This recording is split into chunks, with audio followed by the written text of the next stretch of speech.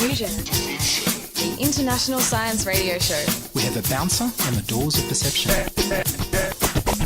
The good, the bad, the ugly. It gets pretty exciting. The myths, the truths. Toxicology. Astroseismology. Magnetism. The dark side. Genetically engineered potatoes. Planetoid. Planetoid. I love that word.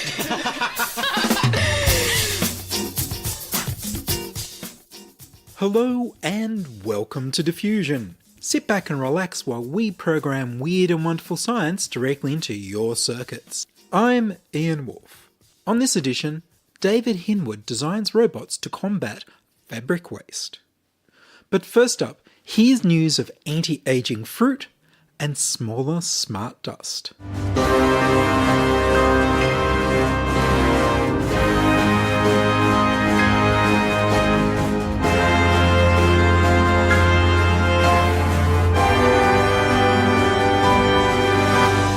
Pitanga prolongs. The Brazilian pitanga fruit Eugenia uniflora has been fed to biologists' favourite nematode worm, Caenorhabditis elegans, with the result that the genes controlling lifespan were expressed in a way that should extend their life by preventing cancer and the diseases of old age. The ageing of humans is affected by the same DAF16 FOXO gene expression pathways as the worms.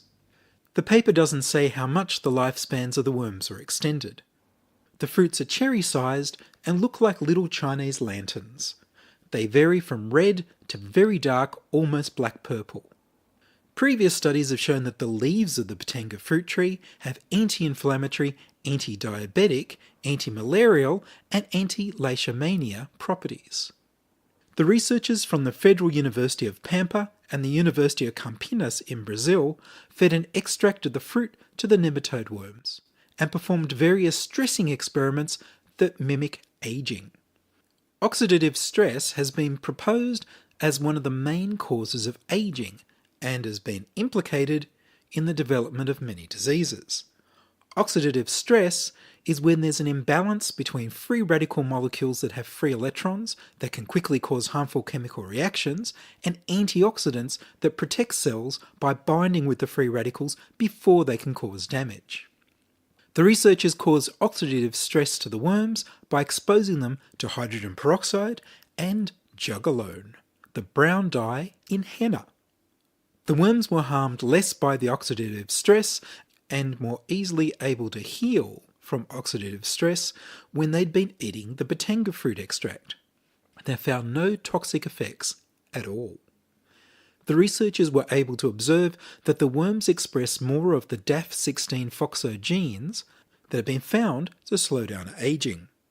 They're able to detect increased levels of the enzyme superoxide dismutase and the heat shock protein HSP 16.2, caused by activity in the DAF16 genes working to regulate aging and fight against oxidation.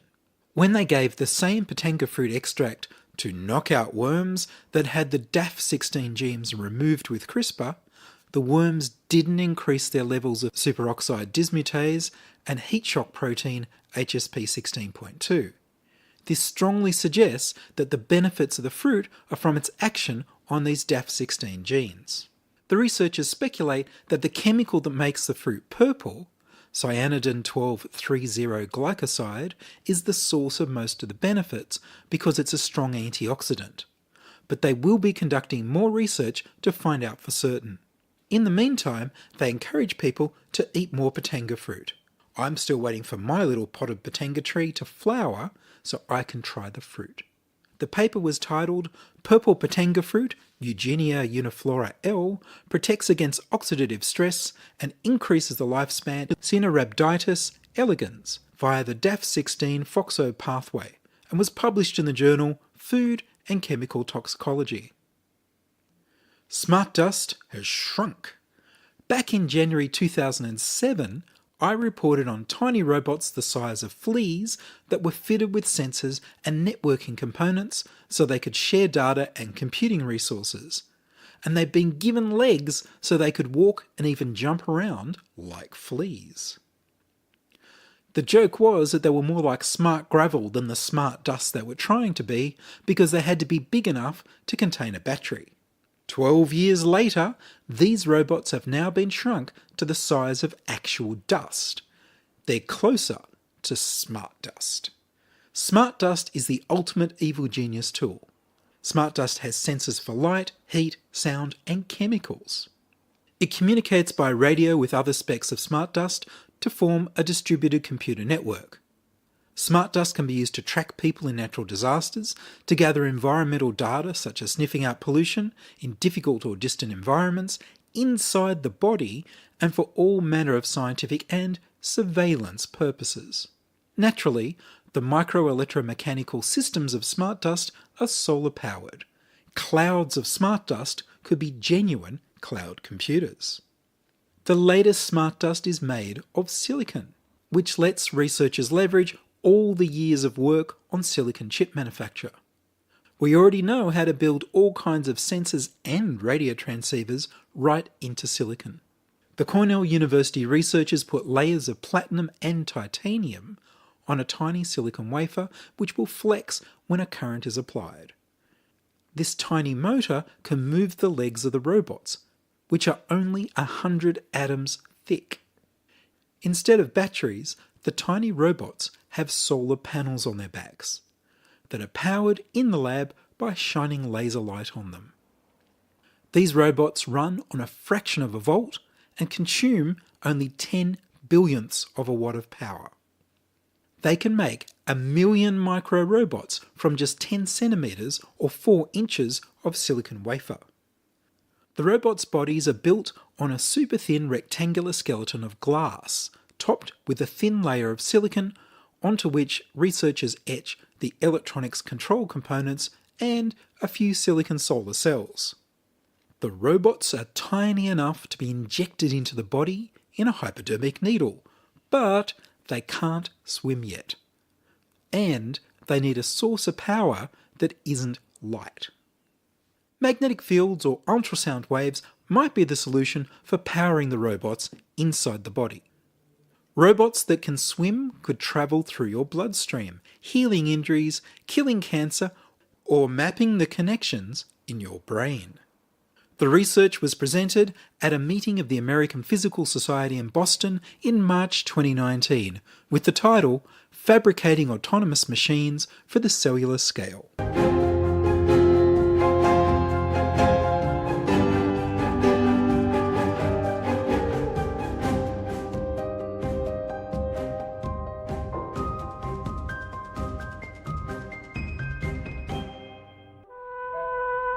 Time when man began to control the environment, he has been plagued by his limited ability to speculate. His failure to accurately predict the effect in the contraposed action. This is the result of his not being able to consider and relate all the factors in a problem. Evidence of this inability can be seen in the persistence of a certain kind of myth involving 3 wishes. In a frantic effort to reap immediate rewards, the first wish is often not too wise. The second usually tends to overcorrect. Our hero can consider himself lucky if after the last wish, he ends up just where he started. But there were men whose wishes were not only prudent, but had a habit of coming true. These men and women were artists. You're listening to Ian Woolf on Diffusion Science Radio. Send emails to science@diffusionradio.com. We're brought to you across Australia on the Community Radio Network and podcast over the internet on www.diffusionradio.com. Could we recycle fabric? David Hinwood is a PhD student at the University of Canberra who's designing robots to recycle the textiles in old clothes. I spoke to David by Skype and began by asking him, how did he get interested in robots? It started probably about 2.5 years ago. So I worked in software development for a year before coming back to pursue robotics. So it started with me just doing some very basic computer vision algorithms for robots playing soccer. I don't know if you know of the RoboCup, where little humanoid robots play soccer. The little Ibo? Yeah, the little Neos, yeah. So I think by 2050 they want to have a full robotic soccer team play against a human soccer team and see if they can win. So that kind of sparked my interest initially. Professor here, Roland Goecki, was leading the endeavour. So I did honours in that for a year. And then after that, after I finished honours, I kind of thought about what I wanted to do. And the primary goal was I very much wanted to start a business around robotics, but I didn't really know where to start or what to look for. So very recently, the University of Canberra hired a second professor, Dr. Damith Rath, who's pretty well known in human-robot interaction and has some experience in business and robotics and trying to get that working. So I had a conversation with him and he kind of said, well, look, the key thing to remember is robotics are nowhere near a level where they can dynamically be integrated into the workforce. So they're very good at simple repetitive tasks, but when it comes to things that are more dynamic, so the primary example being manipulating fabric, which can kind of appear in a nearly infinite amount of states, whether they're spread out, crumpled together, and it doesn't really revert to any initial position. So he said, well, that's kind of where your best bet will be, is find a niche where that will work. So for about 6 months, I worked with him in HRI, which is human-robot interaction. So measuring a human's response to robots and seeing whether that robots could be perceived as friendly or threatening, and whether things like robotic arms could appear like they have a personality. So I studied that for about 6 months, and at the same time kind of formulated or looked for some problems and some robotic solutions which I would enjoy working on. So throughout that time, we actually, do you know the Questacon Museum in Canberra? Oh, yes. We deployed 2 exhibits there measuring human-robot interaction. So the first one was a Baxter robot, which was developed by Rethink Robotics. And we actually got it to play tic-tac-toe with adults and children and do things like cheating and playing the game and expressing their disappointment or happiness that it won in different ways. So, you know, whether people kind of saw the robot as arrogant for winning, or whether they saw it as a sore loser, whether they saw it as a cheater, stuff like that. So then we deployed a second project where a robot actually drew artwork with people, and people kind of drew with the robot and saw how it interpreted and added to the drawing. So those 2 experiments were fairly successful. We got some academic works published and presented at a few conferences, which was good fun. So at about the same time, I started looking into the textile waste problem. I actually have a relative who works for she did work for the Ethical Forum Fashion in London, and she kind of very much thought the concept or understood the problem of textile waste and kind of said, yeah, no, automation is actually very good, would be very beneficial in combating this issue. So that's where the interest kind of started. So I started my literature review and started looking at a wide array of topics. So I looked at how computers visually interpret clothing, because we as people, we kind of instinctively kind of know, where to grasp the corner of a shirt or the sleeve. We know how to identify these parts. And we also kind of instinctively, through years of learning and years of living, we can kind of say, oh, that's a button there. I can just grab some scissors and take this button off. So a lot of work in robotics has mainly focused on domestic chores. So, for example, having a robot that can fold your laundry obviously appeals to a lot of people. But very few works were kind of focusing on combating textile waste. So the 2 key things I wanted to keep in mind were building robots that were relatively cheap and able to basically place in an environment and start picking up, evaluating and sorting clothing. And the second thing it has to be able to do is understand what composition is. So there's a lot of very talented researchers and new business endeavors that are actually focused on chemically recycling clothing, so you can separate the synthetic blends from the natural blends. So one of the key pipelines there is the labor force. It's to make these businesses profitable. A sustainable model isn't hiring people to do it. Even at minimum wage, it doesn't really pan out in producing new materials from our textile waste. It doesn't work economically. So by looking at the basic tasks that are required in these chemical processes, I kind of found what areas I should investigate in terms of automation. So the most basic task is just simple sorting. So being able to pick up a piece of clothing, whatever it is, identify what composition, so whether it's a polyester cotton blend, and then sort it into that pile. And the second key thing is being able to eliminate things like buttons and zippers on the clothing, as that isn't exactly great for the chemical processes. They need to kind of separate the foreign objects just to optimize the process and reduce the amount of filtering it needs to do. So focusing on those kind of two key areas. So the first kind of part of my PhD is focusing on how we can just simply pick up clothing. So current robotic grippers are quite static in nature. There's a lot of work being done in soft robotics, but I'm hoping to build a robot hand specifically designed to grasp fabric. So a couple of key areas are, how do we grasp clothing on a linear surface, for example, which is quite difficult for quite static robotic grippers? And what inspirations can we take from our own hands, our own biomimetic features that can be integrated in the robot hand? So one project that's kind of fascinating is looking at the fingernail of the human hand.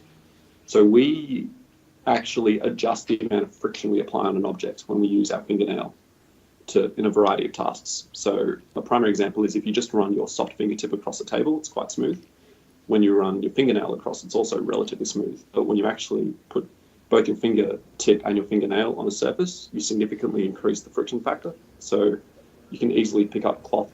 Basically looking at features like that, and then of course compliant joints in the human hand. So when you allow your fingertips to put a table, which kind of joints really comply to the surface? My current thought process on that is basically really the joints that connect our palm to our fingers are actually the main ones that adapt to the surface. So those are kind of the first few areas I'm investigating, and how can we put these on robotic grippers? And obviously there's a lot more work to do on top of that, but just focusing on those two simple things kind of enables me to move forward and get a prototype going, so we can actually start picking up some momentum and doing the much more advanced things like computer vision, applying tools that can cut the buttons and zippers, computer vision algorithms that can actually, whether we want to focus on people who are shredding textiles, we want to focus on proper garments. So focusing on this area first and then hoping to branch out very soon. That's amazing. So there'd be a whole new industry, because at the moment, as you say, it's just not profitable to do, but it would be if you could do this properly. When you sort the different textiles, they can be recycled in different ways. Yeah, there are some limitations. So for example, there's a very interesting company called Blocktex. I briefly chatted to one of the staff over there, and this is kind of a second hand, at least of what I've seen in the news and stuff. But from my understanding, they can only do polyester and cotton right now, but they can actually separate the synthetic and the natural fibers just using that. So that already is a huge kind of chunk of our clothing taken care of. And obviously, if I can integrate these devices that can actually identify the fabric composition, then we can build an automated pipeline that can just basically take a big pile of unorganized clothing and hopefully at a point move them forward, move them to a point where they're just ready to be dumped in the chemical processes. And what sort of sensor can tell the difference between the types of fabric? This is where I need to do some thinking. So there's a lot of research being done to identify clothing composition simply by feel. However, it's not 100% accurate. And we already have industrial devices. So I think it's spectroscopy. So near-infrared sensors they're at a stage already where they can pretty much fully identify the composition. So integrating a NIR sensor into the actual hand itself is probably the way to go. But there's a lot more to it than just saying, oh, this is just this composition. You also need to be able to apply a sense of touch to the robot hand. And there are various sensors that do this. Figuring out the optimal one is obviously part of my PhD. Basically, the ability to kind of, if we close our eyes and pick up a piece of clothing, what kind of motions do we use between our fingers to kind of say, oh, we're holding one layer, we're holding multiple layers, we're holding something very light, we're holding something a bit heavy, because robots in general aren't good at that instinctive, just immediate being able to tell what they're holding. And generally they require a couple of different data streams from various sensors to infer the most information possible. So it's kind of a combination, I guess, of making sure I don't reinvent the wheel. So technology that already exists, I'd rather just use and focus on the things that are novel. Being able to find that balance and build a product based around that is the is the goal. And I guess the robot hands have to be pretty delicate not to rip the fabric. Yeah, it's quite hard to rip fabric, especially with the design I'm going for, because I'm very much focused on just kind of human-based robot hands. So, especially with one hand, and two, it is, at least I haven't managed to, without significant effort, be able to tear apart clothing. And especially as well, you need to tear it by an edge to kind of do that. So I'm hoping these grippers don't exert enough force to be able to do that. That's not the goal. If it's textile waste as well, it doesn't really matter.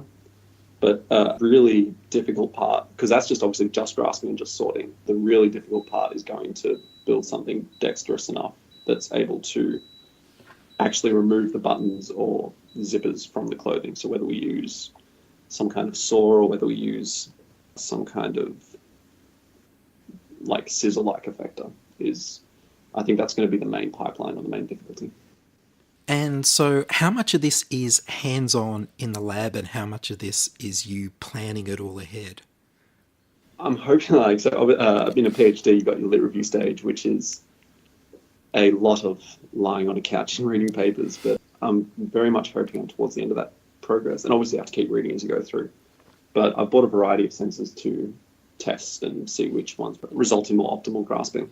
And we've got kind of all the kit and stuff ready to go. So it'll just be a matter of building and then starting to run experiments and building the actual product. So probably over the next year. Right, well, the optimal goal is to have one in 3 months, but obviously plans get sidetracked, things go. So you might not meet that deadline, but hopefully we do and can start some momentum there and try and build some devices that can actually do the initial sorting task. And you've been involved in presenting your ideas in a couple of different places. I believe you've pitched it to entrepreneurs and you've done FameLab.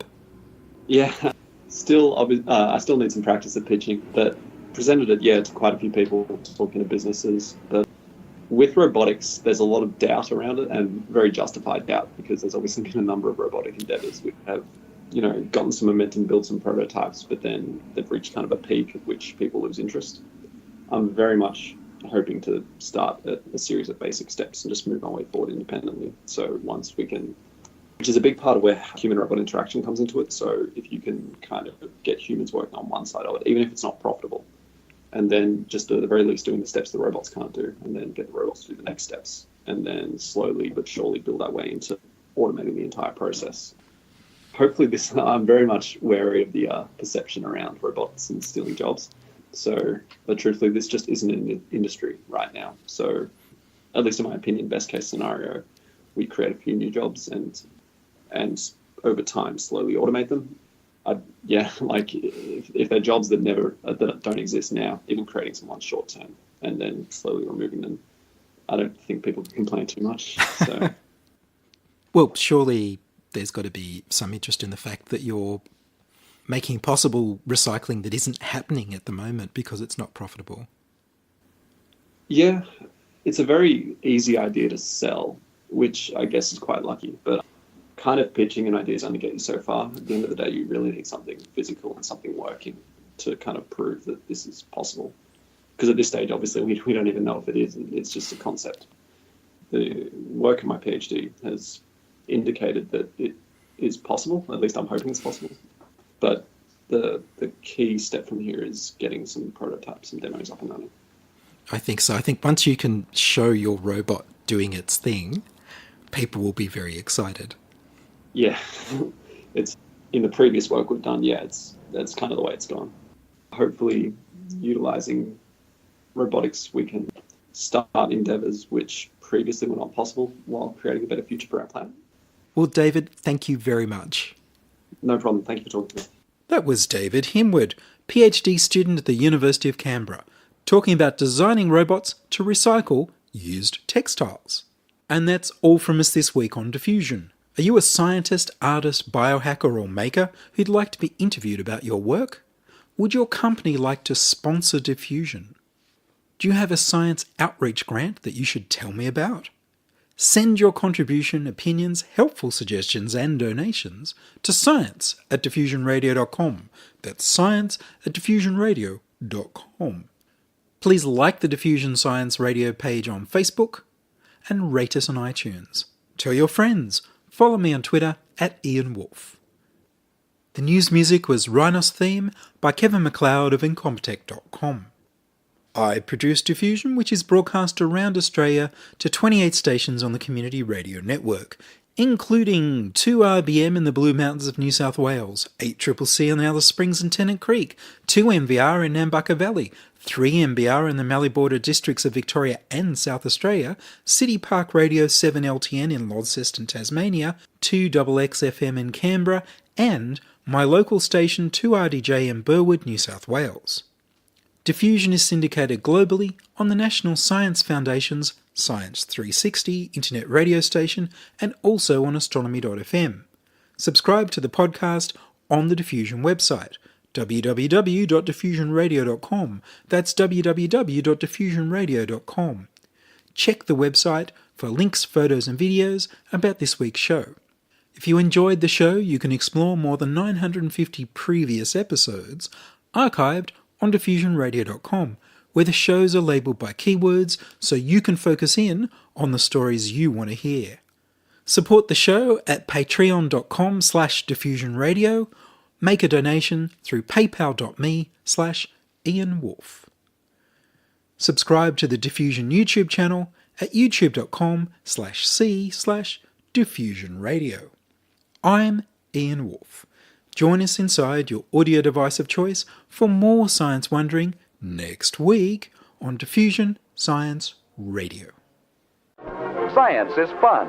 It helps you to learn, to know, and to appreciate. When you study science, you may go on field trips. You discover the marvelous interrelationships between all living things. You learn to read the history of the Earth as it is written in rocks and fossils. You find out what makes things tick. Everything from a molecule to a living organism. In the study of science is found the most useful and satisfying knowledge of man. Knowledge of his physical world, its past, its present, and its future. And in your moments of relaxation, now and in the years to come, you will find the study of science leading you into fascinating pursuits. Photography, collecting. Why study science? Study science because you will find in the study of science a richer, more rewarding life.